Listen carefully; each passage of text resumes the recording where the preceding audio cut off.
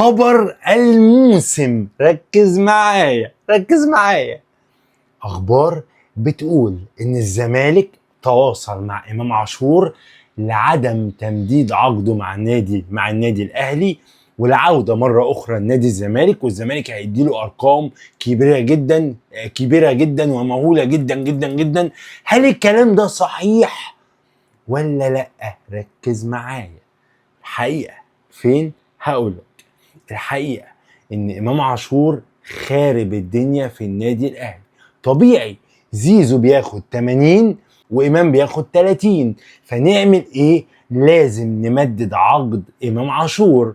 طبعا لازم نلاقي كده حنكه او اي لقطه، فهنطلع اخبار ان الزمالك بيفاوض امام عاشور علشان نروح ممددين عقد امام عاشور ونقول ان احنا افسدنا مخطط الزمالك عشان ما يبانش ان امام عاشور خارب الدنيا في النادي الاهلي. هي دي القصه كلها. الزمالك لم يتواصل مع امام عاشور اطلاقا.